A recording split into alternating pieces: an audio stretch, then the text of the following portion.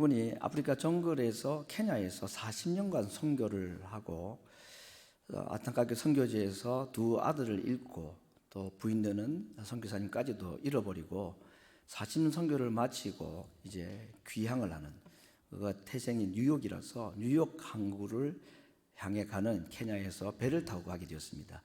근데 그 배에는 당대 굉장히 유명한 한 사람이, 유명 인사가 함께 타고 있었는데 바로 미국의 26대 대통령이었던 루즈벨트라는 이름의 대통령이 두 사람이, 한 사람은 프랭클린인가 그렇고 한 사람은 티오도르라는 분입니다. 제가 말하는 분, 이분은 티오도르 루즈벨트입니다. 이분이 1909년도까지 8년간 두 텀의 대통령 임기를 마치고 1910년에 퇴임 기념으로 아프리카 정글에 사냥을 갔다고 합니다. 퇴임한 대통령이지만 그를 존경한 나라에서 그렇게 대통령을 모시듯이 그렇게 이제 퇴임한 대통령을 사냥을 보낸 겁니다. 거기서 이제 이 코끼리를 한 마리를, 큰 코끼리를 포획을 해가지고 그 배에 싣고 왔다고 합니다. 여러분이 루즈벨트라는 대통령 이름을 인터넷에 검색하면 정치가, 그 다음에 작가, 그 다음에 또 하나 그가 하는 직업처럼 여겼고 소개하는 내용이 뭐냐면 수렵가라고 소개했습니다. 수렵, 총 쏘고 사냥하는 사람, 그만큼 자연을 좋아했다고 합니다. 그런데 이분이 한 일이 여러 가지 있지만 그 중에 가장 유명한 것은 미국의 국립공원을 최초로 설립한 사람, 지정한 사람이라고 합니다. 미국의 최초로 국립공원으로 지정된 1호 국립공원이 요세미티 공원입니다.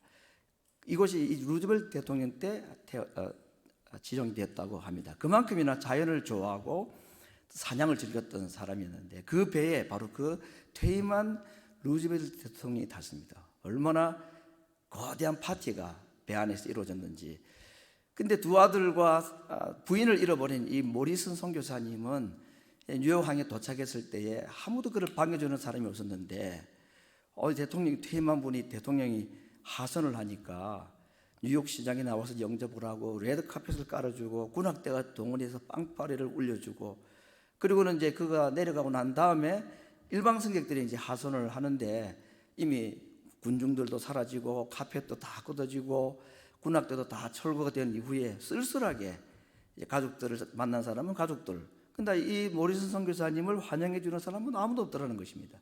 뉴욕 항구에 해가 뉘어지면서 그 마음속에 섭섭한 마음과 하나님께 대한 좀 불만, 시험이 드는 마음이 있어서 그런 마음으로 하나님께 그런 좀 불평을 했다고 합니다.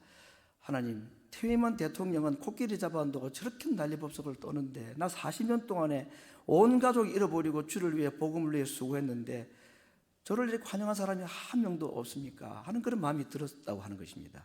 그럴 수 있지 않겠습니까? 근데 그 순간에 하나님께서 그 마음속에 깨닫게 하신, 들리지 않는 음성이 그 마음속에 울려 퍼지기도 합니다. 사랑하는 아들아, 너는 아직까지 고향에 오지 않지 않았느냐? 너가 너의 고향에 올 때는 너의 두 아들과 너의 아내와 내가 직접 나가서 너를 환영해 주마 하는 그런 마음의 위로가 왔다고 합니다. 그래서 그 자리에 자기가 잘못을 깨닫고 회개하고 다시 그가 나왔던 그 정글을 향하여, 케냐를 향하여서 다시 아프리카 선교사로 가서 남은 생애를 보냈다는 유명한 일화가 있습니다. 정말 소설 같은 이야기인데 실화이고, 오늘 이제 이 한 사람, 헨리 모리슨이라는, 어떻게 보면은 세상에서는 실패한 사람처럼 보일 수밖에 없는 그 한 사람을 향하여서 하나님께서 그를 얼마나 아끼고 사랑하시고 끝까지 그를 챙겨주시는가, 오늘 이 이야기를 베드로 이야기와 함께 제가 소개를 하기 위해서 먼저 예화를 하나 들어봅니다. 요한복음 13장 1절에 보면 예수님께서 최후의 만찬을 시작하시는 그 장면을 시작할 때에 이런 말씀으로 시작합니다. 예수님께서 자기 사람을 사랑하시되 끝까지 사랑하셨다. 거기는 베드로도 있고 심지어는 가룟 유다까지 있는 자리에서 그 장면을 요한은 기록하면서 예수님께서 베드로를 비롯한 자기 사람, 자기 제자들을 사랑을 하시되 끝까지 사랑하셨다고 그 최후의 만찬 자리 제자들의 발을 씻기시는 장면의 이야기를 그렇게 시작을 하는 것을 볼 수가 있습니다. 어떤 의미에서는 오늘 저게 소개시켜드렸던 헨리 모리슨이라는 이 선교사님을 대해서도 하나님께서, 예수님께서 자기 사람이고 자기 제자였기 때문에 그를 끝까지 사랑하시고 그를 끝까지 챙겨주시는 사랑의 모습이 아닌가, 그렇게 생각을 해봅니다. 오늘 우리가 읽었던 본문은 유명한 예수님 부활 이야기인데 그 부활 장면에서 한 장면을 우리가 읽게 됐는데, 이 역시도 베드로를 정말로 끝까지 사랑하시는 예수님의 사랑 이야기가 길지는 않지만 이 짧은 본문에 딱 한두 구절을 통해서 우리에게 전해지는 주님의 끝까지 자기 사람을 사랑하시고 자기 사람을 끝까지 챙기시는 사랑을 볼 수가 있습니다. 예수님 부활하신 바로 그날, 안식 후 첫날 새벽에 해가 돋자마자 세 여인, 막달라 마리아와 야고보의 어머니 마리아와 살로메라는 세 여인이 무덤을 향하여서 갔다 그랬습니다. 미처 예수님의 장례를 준비하지 못하고 당한 일이라 예수님의 몸에 향유를 부어드리기 위해서 향유를 준비해서 갔는데, 가는 길에 그들의 걱정은 무덤의 문을, 큰 돌문이 있는데 그 문을 누가 옮겨줄 것인가, 자기 세 사람으로는 도무지 옮길 수 없는데 그래도 갔습니다. 여러분, 그 참 신기하지 않습니까? 무덤 문이 안 열리면 뭐 가도 소용없는 겁니다. 뭐 향유 못 바르면 밖에서 통곡이라도 할 마음으로 갔겠지요. 너무나 급박한 예수님의 죽음과 장례였기 때문에 향유를 준비해서 누가 무덤 문을 굴려주면 좋을 텐데 어떻게 되었을까 하는 마음으로 갔지만 그들의 걱정과 염려는 아무 의미가 없었습니다. 이미 무덤의 문이 다 열려 있었다고 그랬습니다. 얼마나 놀랍고 반가웠겠습니까? 그래서 예수님의 지신에 향유를 붓기 위해서 무덤 안으로 들어갔다. 무덤 안으로 들어갔다니까 뭐 땅을 파고 들어간 게 아니라 유대 나라의 무덤이라는 게 돌로 판 제법 비싼, 더군다나 예수님의 장례가 있었던 이 무덤은 아리마데라는 아주 유명하고 부자였던 한 사람이 가족묘로 만들었던 새 무덤이라고 그랬습니다. 돌을 깎아내서 파서 만든 무덤입니다. 그래서 뭐 사람 키만큼은 아니겠지만 그 입구 문을 고개를 숙이고 들어갔는데 흰 옷을 입은 한 청년이 앉아 있었더라 그랬습니다. 그래서 이 청년이 이제 천사겠죠. 이 세 여인에게 말합니다. 너희가 나사렛 예수를 찾는구나. 놀라지 말아라. 그에 누우셨던 것을 보라. 그분이 여기 계시지 않다, 그 말입니다. 그리고는 하는 말이 오늘 7절에서 이렇게 말합니다. 가서 그의 제자들과 베드로에게 말해라. 예수께서 너희보다 먼저 갈릴리로 가시나니 전에 너희에게 말씀하신 대로 너희가 거기서 예수님을 만날 것이라고 말해 주어라. 예수님께서 돌아가시기 전에 그렇게 말씀하셨습니다. 내가 먼저 죽고 난 다음에 다시 살아나서 너희보다 먼저 갈릴리로 갈 것이고 거기서 너희가 나를 만날 것이다 하신 말씀을 기억하게 해주는 말씀을 다시 해준 것입니다. 오늘 두 단어를 보는데 천사가, 청년이 천사일 테니까 그 천사가 세 여인에게 그의 제자들과 베드로라고 했습니다. 그의 제자, 예수님의 11 제자겠죠. 다른 유다는 이미 죽고 없으니까. 여러분, 여기 예수님께서 사실은 하시는 말씀입니다. 하나님께서 11 제자들에게 하시는 호칭입니다. 예수님의 제자들이라. 예수님을 부인하고 도망가고 비겁하게 예수님을 배신하였던 자들을 향하여서 예수님은 여전히 그들은 나의 제자다라고 지금 받아주시는 겁니다. 두 번째는 베드로라는 한 사람의 이름을 꼭 집어서 말씀을 하는 것입니다. 왜 그랬을까요? 베드로에게 가서 얘기해줘라. 우리가 짐작하는 그대로입니다. 다른 제자들도 다 예수님을 부인하고 도망갔고, 오늘 마가복음을 썼다는 이 마가라는 사람은 예수님과 함께 있다가 도망갈 때에 누가 자기 몸을 잡으니까 겉옷을 벗고 도망갔다고 했는데 아마 그 사람을 주로 이 마가라고 대충 다 이해를 합니다. 자기를 비롯해서 모든 사람이 예수님을 버렸는데 그 중에 하필 베드로에게 가서 얘기해줘라. 사복음서에 이 기록이 다 있습니다. 마태, 마가, 누가, 요한 이 네 복음서에 다 있는데 그 모든 복음서마다 이 장면, 방금 천사 또는 청년이 막달라 마리아나 세 여인에게 한 이 말, 가서 그의 제자들과 베드로에게 말하라 하는 이 이야기에 베드로라는 이름이 들어간 것은 마가복음이 유일합니다. 이 말은 다른 복음서 저자들 마태나 누가나 요한은 이 기록이 없는데 마가가 유독 이 표현을 썼다는 것은 마가가 지어낸 말이라고 볼 수는 없을 것이고, 다른 복음서를 기록하는 저자들은 조금 기억을 깊이 있게 하지 않았거나 별로 중요하게 여기지 않았던 이 한 베드로의 이름이 마가에게는 유독 기억이 남았다고 볼 수 있겠죠. 사실은 이 베드로의 제자격이라고 할 수 있는 사람이 마가라고 알려져 있습니다. 그렇기 때문에 누구보다도 베드로의 마음을 가장 잘 이해하고 기록으로 남겼던 사람이 다른 복음서 저자보다는 이 마가입니다. 그렇기 때문에 천사가 가서 그의 제자들과 베드로에게 이 이야기를 하라 하는 이 말이 마가의 귀에는 사라질 수가 없었던 것 같습니다. 그리고는 이제 막달라 마리아가 이제 이 제자들이 있는 곳으로 달려왔겠죠. 그들이 지금은 그 마가 요한이라는 사람의 다락방, 마가 요한의 어머니라고 하는 그 어머니의 다락방에 기도하고 있었습니다. 120명이 나중에 기도할 때 성령의 역사가 일어난 것이 사도행전에 기록이 됐는데 그 제자들이 문을 걸어 잠그고 무서워 떨고 기도하고 있는 그 장소에 이 세 여인이 찾아갔겠죠. 그리고 막달라 마리아가 말했을 것입니다. 뭐라고 말했을까요? 예수님이 살아나셨답니다. 아직까지 예수님이 살아난 걸 보지는 못했죠. 그 천사의 얘기만 들었고, 근데 확신이 들었겠죠. 그리고 그분이 그 사람이 내게 말하기를 그의 제자들과 베드로에게 가서 이 사실을 알리라고 나에게 말했습니다 라고 얘기를 했을 겁니다.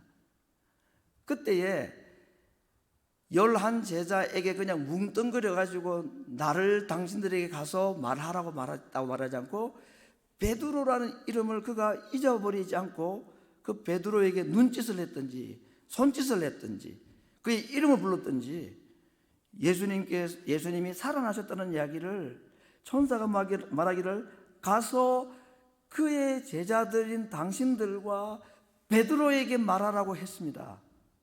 베드로 이름을 말했는지는 모르지만 마가의 기록에 하면 그렇게 했을 가능성이 많다고 볼 때에 그 11명 또는 그 이상일 수 있는 그 제자들이 이 막달라 마리아의 이야기를 들었을 때에 다른 제자들도 그렇지만 이 베드로 마음이 어떻겠습니까?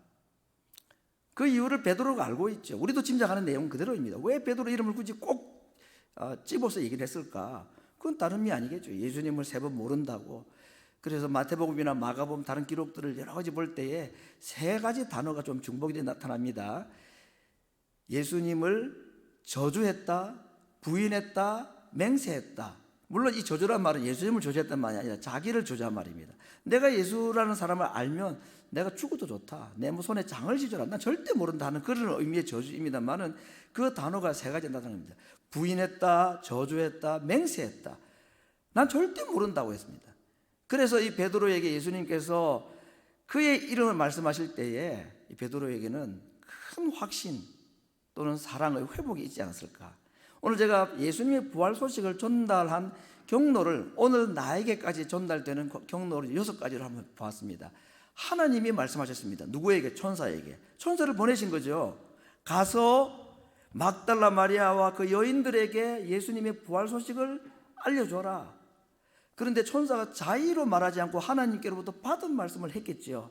그렇다 보면은 하나님께서 천사에게 무슨 메시지를 주었을까? 여인들이 찾아오면 그 막달라 마리아에게 말해줘라. 가서 그의 제자와 베드로에게 이 사실을 알리라고 말해주어라 라고 하나님이 천사에게 말을 했을 거라고 생각합니다. 그렇죠?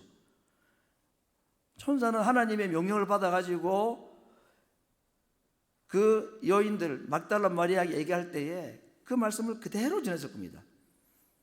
가서 그의 제자들과 베드로에게 말하라고 하나님의 말씀을 그대로 전달을 했을 겁니다. 마리아 역시도 마찬가지죠.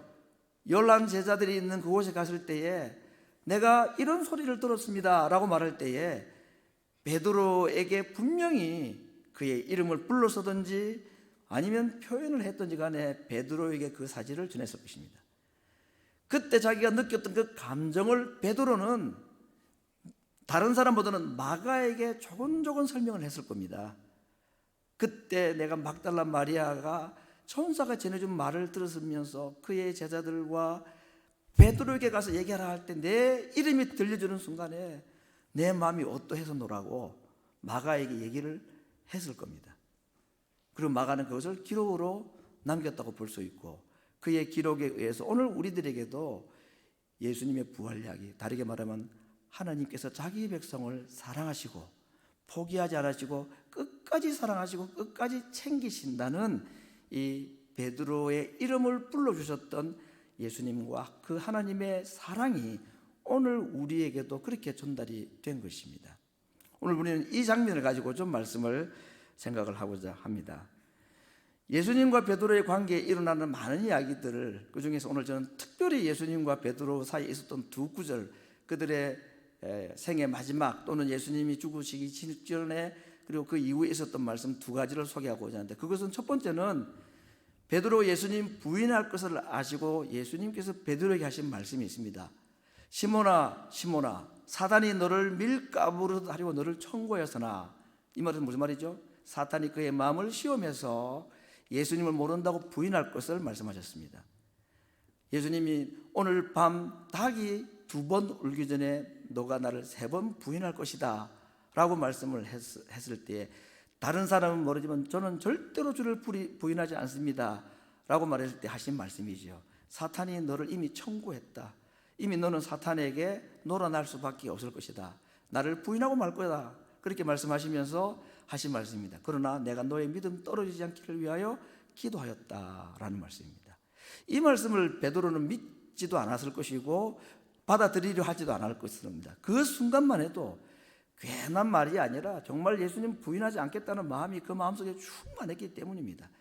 그러나 여러분, 사람이 그렇게 연약한 것이, 이게 그냥 허영으로 막 거짓말로 자기소개는 좀 그런 마음이, 두려운 마음이 있는데 그래서 다짐해보는 게 아니라 그 순간만큼은 정말 예수님은 죽었으면 죽을지 내 주님을 부인하지 않겠다는 것이 베드로의 본심이었을 겁니다. 그렇지 않습니까? 그러니 그런 말을 했겠죠. 그러나 사람이 그렇게 참 연약한 존재라는 것을 베드로의 모습을 보면 우리가 잘 알 수 있는데, 그때 예수님께서 베드로에게, 그가 부인도 하기 전에 예수님 부인할 베드로의 믿음을 걱정하셔서 내가 너를 위하여 기도하였다. 그리고 난 뒤에 부활하신 이후에 다른 제자들보다는 베드로의 이름을 유독 말씀하시면서 그의 제자들과 베드로에게 가서 이 이야기를 전해라 라고 말씀해 주신 것입니다. 이 모든 것은 베드로가 한 사람의 대표 인물로 나타났지만 자기 백성을 얼마나 사랑하시고 끝까지 사랑하시고 챙기시는지, 40년 선교하고 온 가족을 잃어버리고 코끼리 잡아온 퇴임한 대통령은 저렇게 환영하면서도 나를 아무도 반겨주지 않는, 그래서 하나님께 시험이 들어서 섭섭해하고 있던 그 모리슨 선교사를 하나님은 사랑하셨습니다. 끝까지 사랑하셨습니다. 그래서 그를 찾아가셔서 그의 마음을 위로해 주시고 그를 챙겨주셨다는 거 아닙니까? 오늘 주님의 사랑이 바로 이것입니다. 베드로가 받은 사랑이 그런 것이고, 오늘 우리가 받은 사랑이 그러한 사랑이라는 것이고, 오늘 우리가 이곳에서 함께 예배할 수 있기까지는 베드로를 향한 그 주님의 끝없는 사랑, 자기 백성을 끝까지 챙기시는 그 주님의 사랑이 아니고서야 오늘 누가 이 자리에서 함께 예배 드릴 수 있는 자가 있겠는가? 주님의 사랑이 나를 그렇게 붙잡아 주셨다는 것, 베드로 이야기 아니라 베드로 곧 내 이야기인 것입니다. 정말로 주님이 내가 알지 못하는 순간순간마다 나를 위하여 눈물을 흘리고 기도하지 않으셨다면 오늘 이곳에 앉아있을 사람은 아무도 없을 것입니다. 이것이 우리가 자기 백성을 끝까지 사랑하시고 베드로의 이름을 불러주셨던, 베드로에게 꼭 이 이야기를 전해주어라 라고 하신 주님의 깊은 사랑의 모습인 것입니다. 우리가 때로는 흔들릴 때도 많고 한눈 팔 때도 있고 주를 열심히 섬긴다고 말하고, 베드로만큼은 아닐지 몰라도 베드로 비슷한 고백들을 한 적이 왜 없었겠습니까? 은혜 받으면 누구든지 그렇게 합니다. 내가 정말 내 생명이라도 내놓겠습니다 하는 그런 고백 한 번쯤 하지 않았습니까, 여러분? 저도 기억납니다. 정말 신학교 다닐 때 은혜 받고 할 때는 하나님, 저 평생 준비하고 딱 하루 쓰임 받아도 좋습니다. 이게 그 고백이었습니다.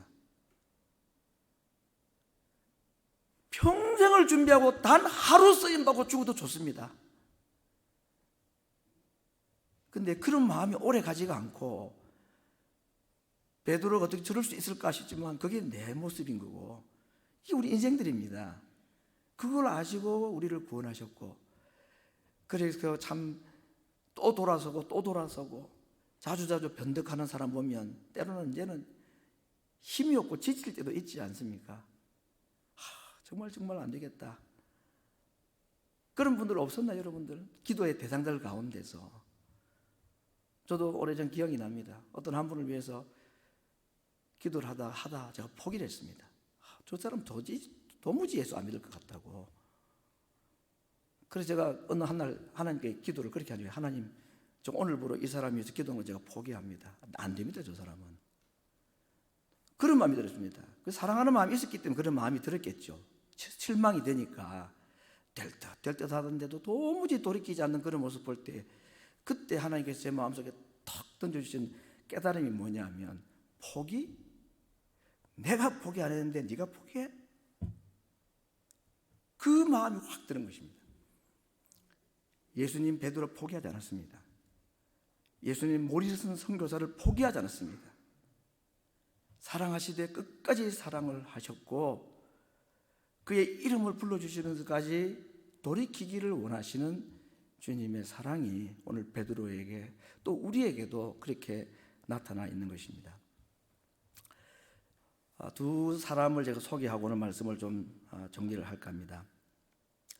일본에 좋은 신학자들과 또 신앙이 있는 분들이 참 많이 있습니다. 지금은 뭐 형편없는 기독교 인구가 정말 적고 그렇지만 우리보다 먼저 복음이 들어간 나라이고, 그것에 참 많은 사람들 가운데서, 물론 이제 어떤 분은 천주교 신자이기도 한데, 엔도 쿠사쿠라는 작가가 있습니다. 노벨 문학상 거의 받을 뻔했다가 그 내용이 마지막에 심사위원들한테 조금 너무 신앙적이다 해가지고 노벨 문학상을 받지 못한 아까운 탈락자라고 알려져 있는 이 사람. 그 사람은 많은 책 가운데 사해부군, 예수님께서 사셨던 갈릴리 바다 밑에 있는 그 사해가 있죠. 그 사해부근에서라는 제목의 소설에서 예수님이 빌라도에게 재판받는 마지막 장면 이야기를 그 상상으로 소설로 쓴 거니까 이런 장면이 기록이 되어 있다고 합니다. 빌라도가 예수님께 묻습니다. 당신은 어떻게 하다가 여기까지 왔느냐? 빌라도는 예수님이 원래 죄가 없다고 생각했던 사람 아니었습니까? 근데 여기까지 이 죄수의 신분이 되어가지고 배반당하고 이제 죽게 되었습니다. 사형을 받게 됐는데 어떻게 하다가 당신 여기까지 오게 되었느냐라고 말할 때 예수님께서 답을 합니다. 내가 이 땅에 온 이후에 나는 많은 사람들을 스쳐 지나갔습니다. 빌라도가 묻습니다. 당신이 그러면 지금도 나를 스쳐서 지나가는 중이냐고. 예수님이 그렇다라고 답을 합니다. 예수님이 스쳐 지나가시면서 나는 나의 흔적을 사람들에게 많이 남기고 왔다고 하니까 빌라도가 당신이 나에게도 흔적을 남기고 있는 중이냐고 묻는다고. 그런데 소설입니다. 그렇게 물었습니다. 그때 예수님께서 그렇습니다. 나도 지금 당신을 스쳐 지나가고 나의 흔적을 당신에게 남기고 있는 중입니다. 그때 빌라도가 말합니다. 나는 당신의 흔적을 깨끗이 지워버릴 것이다. 절대로 내가 당신을 기억하지 않을 것이다 라고 말했을 때에 예수님께서 빌라도에게 답을 하는 이야기가, 그래도 나의 흔적을 지울 수는 없을 것입니다. 이런 대화의 장면이 나옵니다. 그때 예수님께서 이 빌라도와의 대화, 물론 이것은 이 엔도쿠사쿠라는 신실한 신앙을 가진 사람이 예수님께서 자기에게 하는 말씀으로 그렇게 받아들였다고 볼 수 있습니다. 두 사람의 대화를 통해서 예수님께서 자기에게 하시는 말씀, 또 인류들에게 하시는 말씀, 믿는 자들에게 하시는 말씀, 나는 지금 너를 스쳐 지나가고 있는 중에 있다. 내가 스쳐 지나간 사람, 내가 만난 사람들에게는 내가 반드시 나의 흔적을 남기고 간다.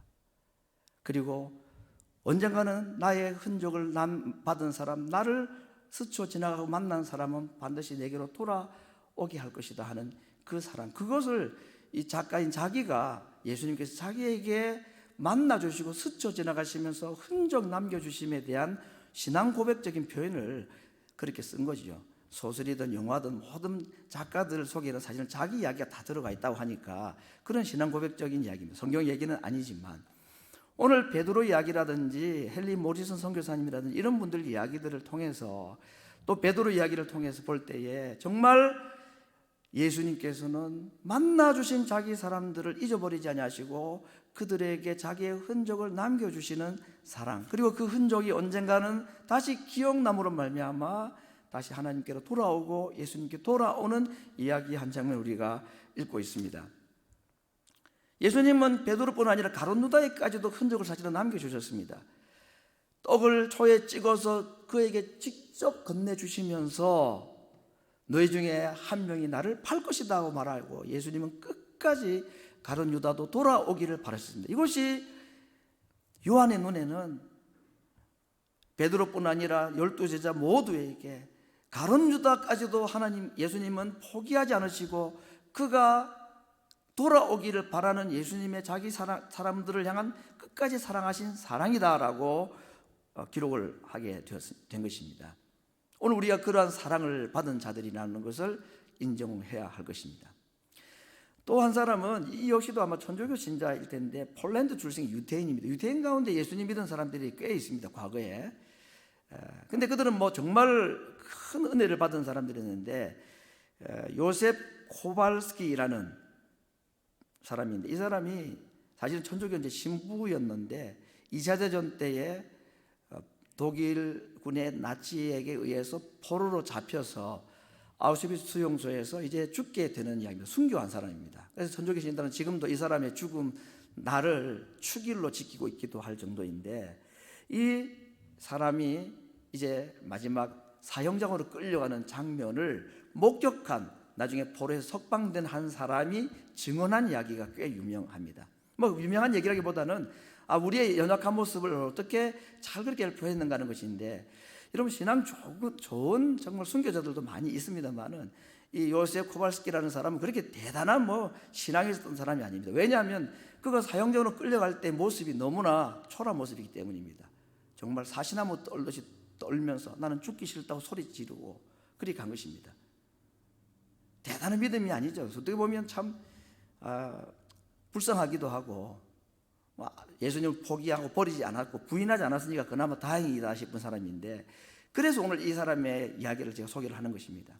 그가 끌려가면서 두 간수에 의해서 질질 끌려가면서 소리를 지르고 막 이러고 할 때에 그때 그 수용소에서 살아남았던 한 증인이 본 이야기 내용 중에 이런 이야기가 있습니다. 그때 자기는 정말 짧은 순간이었지만 사형장으로 끌려가는 그 코발스키의 곁에 오른편에 또 다른 한 사람이 함께 걸어가는 것을 보았다. 똑같은 죄수복을 입고 코발스키를 붙들고 함께 가는 한 사람을 보았다 라고 말했습니다. 이 증인은 그분이 바로 예수님이라는 것을 담대히 말합니다. 환상 중에 보았겠죠. 아니면 상상으로 보았겠죠. 여러분 이 장면은 우리에게 참 또 하나의 위로의 말씀이 아닌가 생각합니다. 형편없는 베드로를 찾아가시는 예수님. 헨리 모리슨 선교사님은 그래도 좀 사람들로부터 환영을 받고 인정을 받을 만한 사람 아니에요. 그의 선교 사역 자체가.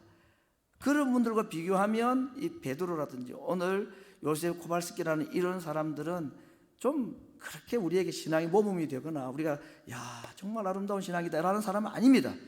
근데 예수님은 자기 백성들을 그런 사람들도 자기 백성이기 때문에 사랑하시고 끝까지 챙겨주신다는 아름다운 이야기인 것입니다. 그 장면이 정말 사실이었다면 예수님께서는 사형정으로 끌려가고 담대하게 예수님의 이름을 높이면서 어떤 선교자들은 내가 주님을 위해서 나는 목숨을 버리는 것 아깝지 않습니다. 나를 주를 절대로 부인할 수 없습니다 하고 장작더미 위로 올라가는 그런 사람들에 비하면 좀 초라한 모습이지만 그에게도 예수님은 함께 해주셨다는 것입니다.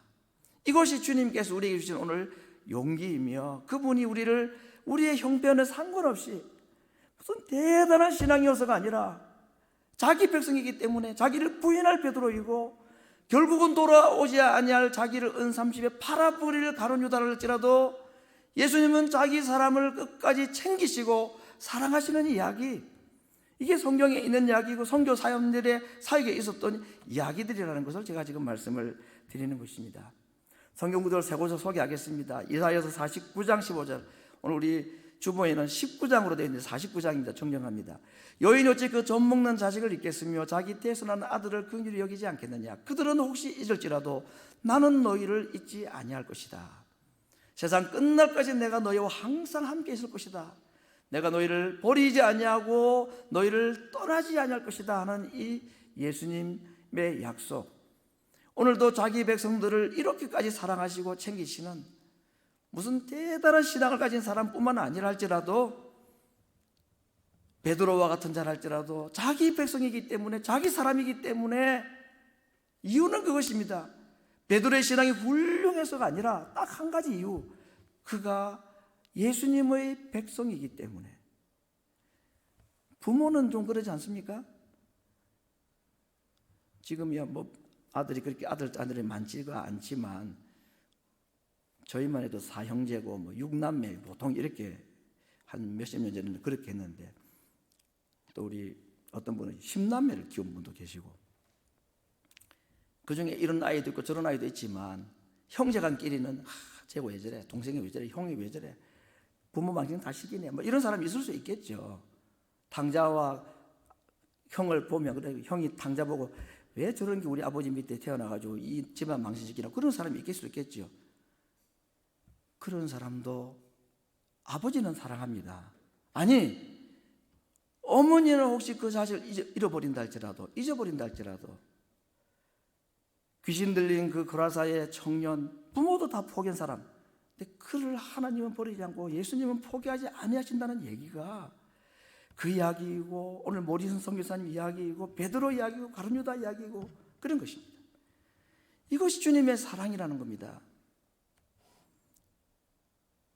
예수님은 그 베드로에게 찾아가서 베드로에게 이 말 해줘라 라고 당부를 하고 보내셨고, 마지막 갈릴리 바다에서 예수님이 직접 그를 찾아가셔서 너가 나를 사랑하느냐라고 물으신 것은 자기를 부인한 베드로에게 부끄러움을 주기 위해서가 아니라, 자기 입으로는 도무지 주님을 사랑한다고 말할 수 없었던 베드로의 마음, 그러나 그 마음 가운데에 죽을지언정 내가 주를 부인하지 않겠습니다 했던 그 말이 절대로 그때는 허영도 아니고 가짜도 아니고 치우는 얘기가 아니라 그 순간만큼은 주님을 향한 사랑이라는 것을 다른 사람은 아무도 믿지 않고 베드로 자신도 말할 수 없었지만 예수님은 그것을 아셨기 때문에 물으신 겁니다. 베드로야, 다른 사람은 모르고 누구도 너의 마음을 모르지만 나는 너의 마음을 알고 있다.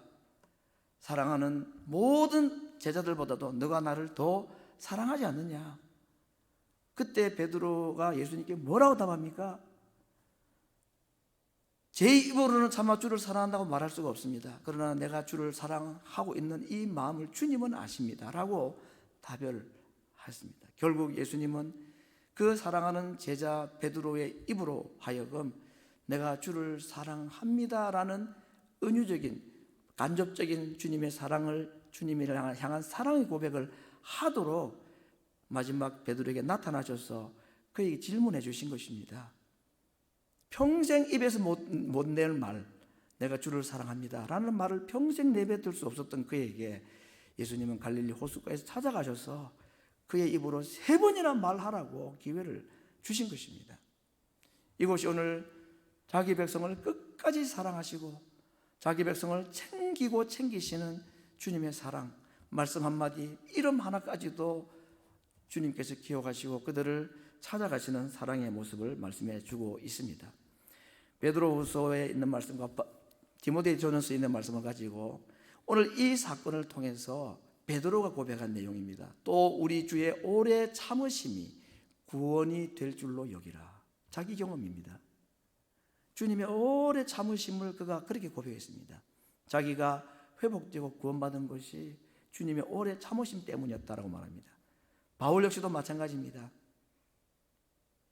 죄인 중에 내가 괴수이지만 내가 긍휼을 입은 까닭은 주 예수 그리스도께서 내게 먼저 일절 오래 참으심을 보이셨기 때문이다. 그래서 그 이후에도 구원받는 사람들에게 내가 그 중에 하나의 본이 되도록, 본이라는 것은 뭐 좋은 모델이라기보다는 바울도 예수님 믿었지 않았느냐, 왜 예수님이 그를 오래 참아주셨고 그래서 바울도 예수님 믿고 사도가 되었다는 것을 보여주기 위해서 자기와 같은 자도 포기하지 않으시고 오래 참아주셨다고. 베드로도 바울도 그들의 구원과 그들의 사도로서의 사역의 근거와 이유가 예수님의 오래 참으심, 일절 일체 아무 말을 묻지 않고 그냥 오래 참아주시는 사랑 때문이었다라고 이 두 사도는 고백을 하셨습니다. 하물며 우리들이겠습니까? 오늘 우리가 이곳에 함께 예배할 수 있는 이유가 나의 참음이 아니라 하나님의 참아주심, 주님의 참아주심 때문이었습니다. 기다려주심 때문이었습니다. 우리가 주변에 있는 우리 가족들, 우리의 자녀들, 사랑하는 사람들, 친구들, 그들도 예수님을 믿었으면 좋겠는데 지금이라도 빨리 돌아왔으면 좋겠는데 안타까운 사람들이 있을 겁니다. 그들을 바라볼 때 우리는 오늘 성경에 있는 이야기든지 여러 신앙의 고백자들이 쓴 그들의 소설이나 영화에 나온 이야기들을 통해서 한번 위로와 소망을 가졌으면 좋겠습니다. 예수님께서 만나주시고 흔적으로 만나주신 자들에게, 그들에게 남겨주시는 그 흔적은 그들에게 반드시 때가 되면 기억나게 하셔서 그들도 베드로처럼, 그들도 바울처럼 돌아오고 회개하게 하실 분은 하나님이십니다. 그러므로 주께서 내게 일절 오래 참아주셨듯이 사랑하는 자녀들과 가족들을 위해서 우리가 오래 참음으로 주님의 마음으로 참고 기다리고 때가 되면 그들도 주님께로 돌아오기를 주님께서 더 간절하게 원하심을 알고 나를 만나주시고 나에게 오래 참아주셨듯이 그들에게도 오래 참으시고 그들을 만나주셔서 그들이 주님께로 돌아오는 그러한 은혜가 그들에게 있기를 우리가 믿음으로 고백하고 그분께 모든 것을 맡길 수가 있을 것입니다. 이것이 우리에게 주시는 하나님의 위로이며 사랑하는 자들이 주께로 돌아오기를 바라는 부모인 마음, 친구인 우리들의 마음에 주시는 하나님의 크신 위로와 확신인 것입니다. 가서 베드로에게 말해라. 주님께서 누군가를 통해서 그들의 이름을 불러주시면서 그들과 함께 계시고 그들의 삶의 흔적 가운데서 예수님의 흔적이 기억나게 하셔서 그들도 때가 되면 주께로 돌아오고 회복되는 은혜가 오늘 이 베드로를 만나주신 주님의 사랑 가운데 우리에게 주시는 약속임을 믿고 우리 사랑하는 자녀들과 가족들을 위한 그러한 믿음과 소망을 가지고 하나님께 전적으로 맡기고 주님의 만나주심을 소망하는 믿음으로 또 한 해를 보내고 기다리는 주님의 백성들이 되기를 간절히 바랍니다. 우리 같이 한번 기도하겠습니다. 나를 참아주셨던 그 주님께서 사랑하는 우리 가족들, 자녀들, 우리 친척들 그리고 내 친구들 오랫동안 기도하면서 지치기도 하고 포기할까 그만둘까 하는 마음이 들 때에도 나에게 오래 참으셨던 그 주님께서 그들에게도 오래 참아주심을 알고 주님이 그들의 마음 삶 가운데 남겨주신 흔적들이 기억나게 해주셔서 주께로 돌아올 수 있기를 위해서 우리 함께 기도하겠습니다.